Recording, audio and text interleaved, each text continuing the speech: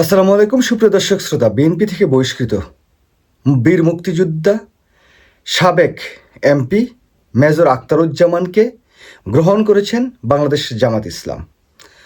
গতকাল বাংলাদেশের জামাত ইসলামের প্রধান ডক্টর শফিকুর রহমানের হাতে ফুল দিয়ে মেজর আখতারুজ্জামান জামাত ইসলামে যোগ দিয়েছেন।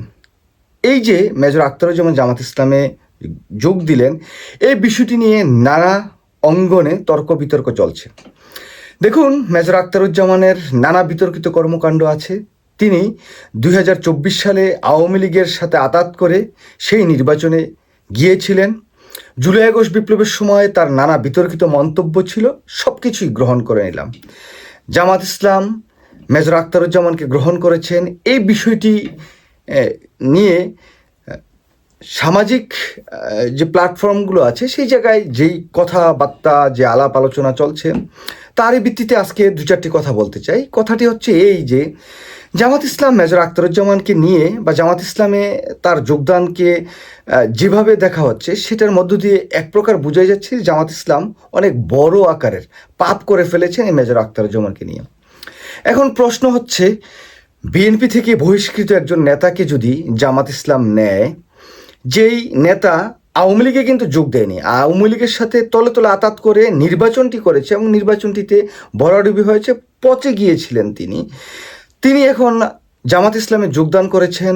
জামাত ইসলাম থেকে হয়তো এমপি নির্বাচনও করবেন। সেটার মধ্য দিয়ে অনেকে বলার চেষ্টা করেছেন অন্য যে কাউকে নেওয়া যেতে পারত, কিন্তু মেজর আখতারুজ্জামানের মতো একজন কুখ্যাত ঘৃণিত লোককে জামাত ইসলাম নিয়ে জামাত ইসলাম রাষ্ট্রের বড় ক্ষতি করে ফেলেছেন। এখন প্রশ্ন হচ্ছে, যখন বিএনপির নেতারা আওয়ামী লীগের নেতাদের পক্ষে মামলা লড়েন, সেটা লড়লে হয়ে যায় পেশা। আওয়ামী লীগের নেতাদেরকে বিএনপির নেতারা আশ্রয় প্রশ্রয় দেন, সেটা হলে হয়ে যায় অনেক ভালো কাজ।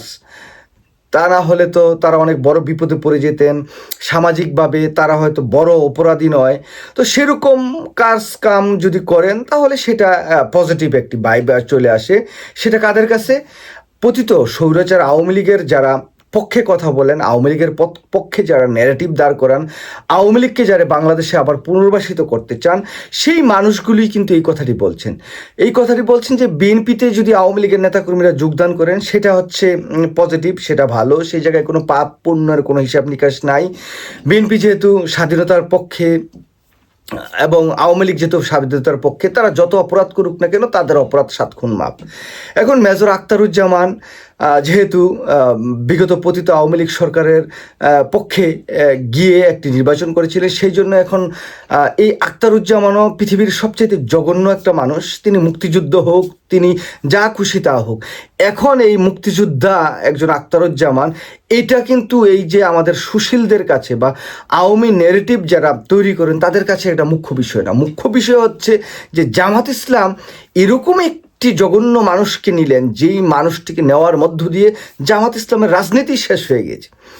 এই যে একটি প্রেক্ষাপট দাঁড় করানোর চেষ্টা করেন, সেই জায়গায় আমি বলবো, দেখুন, বিএনপির অসংখ্য আইনজীবী আছেন যারা বিগত পতিত স্বৈরাচার শেখ হাসিনার পক্ষে দাঁড়ান বা শেখ হাসিনার আওয়ামী লীগ, ছাত্রলীগ, যুবলীগের পক্ষে দাঁড়ান এবং তাদের সন্ত্রাসী, খুনি, অস্ত্র মামলার আসামির পক্ষেও দাঁড়িয়ে কিন্তু তাদেরকে জামিন করে নিয়ে আসছেন বিএনপির এই আইনজীবীরা।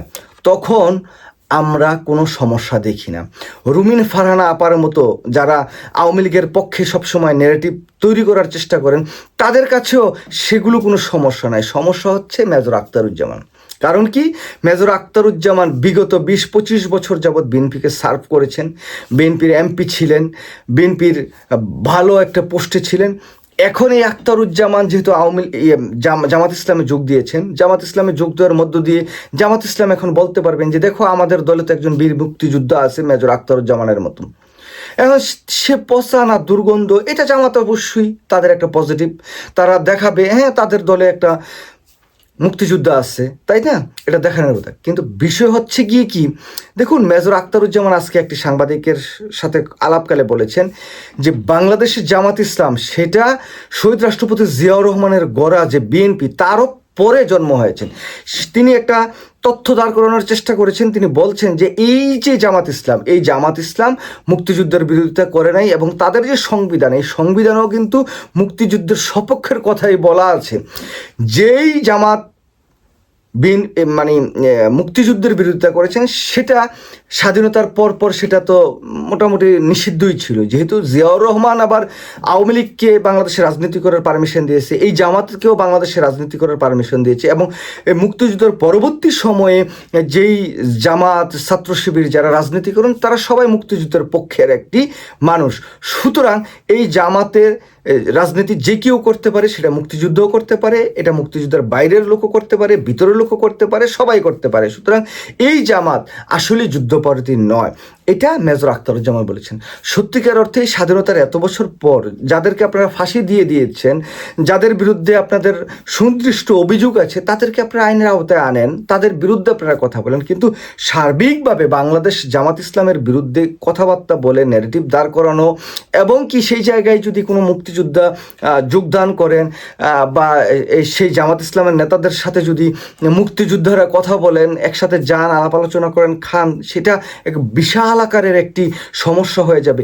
সেরকম যারা ন্যারেটিভ দাঁড় করেন, আমি মনে করি তারাই বাংলাদেশটাকে একটা বিভাজিত রাষ্ট্র হিসেবে রূপান্তরিত করতে চান বলে আমি মনে করি।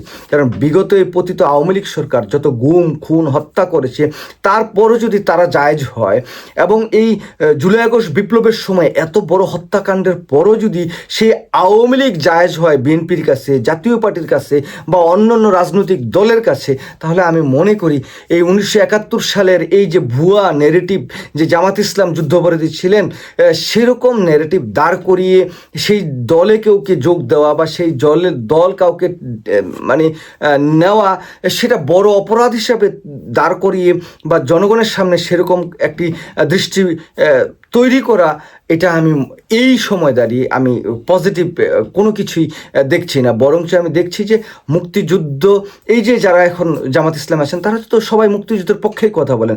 এমনকি এখনকার জামাত ইসলাম যারা হাই লেভেলে যারা রাজনীতিটা করেন, তারা সবাই কোনো না কোনোভাবে কমিউনিস্ট রাজনীতি করেছেন, জাসদ করেছেন, বা বাম রাজনীতির সাথে সম্পৃক্ত ছিলেন। একটা সময় বিএনপি করেছেন, একটা সময় আওয়ামী লীগ করেছেন, একটা সময় জাতীয় পার্টি করেছেন। এই সমস্ত লোকজন দিয়েই কিন্তু এখন জামাত ইসলামটা প্রকৃতপক্ষে পরিচালিত হয়। তো সেই জায়গায় এখনও আপনারা সেই জামাত দেখলে আপনাদের যে ইসলামী ফোবিয়া বা 1971 সালের যে ফোবিয়া তৈরি হয়, এই ন্যারেটিভের সাথে অন্তত পক্ষে আমি বিশ্বাস করি না, এবং আমি এটা মানতেও রাজি না। বরঞ্চ আমি দেখি যে বিএনপি থেকে বহিষ্কৃত যে মেজর আখতারুজ্জামানকে জামাত ইসলাম নিয়েছেন, এর মধ্য দিয়ে জামাত ইসলামের রাজনীতি অন্তত পক্ষে ওই যে মুক্তিযুদ্ধের যে বয়ান তৈরি করেন, যে রাজাকার যুদ্ধপরাধী, সেই জায়গায় একটা অন্তত পক্ষে অবস্থান তৈরি হয়েছে। জামাত বলতে পারবে যে দেখো আমাদের দলে তো মুক্তিযুদ্ধ আছে, এটা পজিটিভ, এটা ইতিবাচক বলেই আমি মনে করি। এবং মেজর আখতারুজ্জামান যত উগ্র কথাই কোক না কেন, যেইটাই করুক না কেন, তিনি একজন মুক্তিযোদ্ধা, এটা আমি তাকে সবসময় স্যালুট দিই। এবং তিনি বিএনপির রাজনীতির সাথে যেই কয়বার বিরোধ হয়েছে, সেই কয়বারই তিনি যেই কথাবার্তা বলেছেন, সেই জায়গায় আমি দেখছি কিছুটা কিছু যুক্তিকতা ছিলই। সুতরাং মেজর আখতারকে জামাত নিয়ে ভালো কাজ করেছে, কোনো পাপ করে নাই, বরঞ্চ এটা ইতিবাচক রাজনীতির জন্য। এটা অন্যান্য দলে যখন বিএনপির নেতারা আসতে পারেন, বা আওয়ামী লীগের নেতারা যখন বিএনপিতে যোগদান করতে পারেন, সেটা যখন পজিটিভ হয়, এবং বিএনপির নেতারা যদি আওয়ামী লীগে যোগদান করেন, সেটা যদি পজিটিভ হয়, তাহলে বিএনপির নেতারা জামাত ইসলামে গেলে সেটাও পজিটিভ, এবং আওয়ামী লীগের নেতারা যদি বিএনপিতে যায় সেটাও পজিটিভ। সব কিছুই পজিটিভ আকারে দেখতে হবে। শুধু একটা পার্ট পজিটিভ দেখবেন আর আরেকটা পার্ট পজিটিভ দেখবেন না, এই বিষয়টি আপনাদেরকে বিতর্কিত করছে বলে আমি মনে করি। সবাই ভালো থাকবেন। আল্লাহ হাফেজ। আসসালামু আলাইকুম।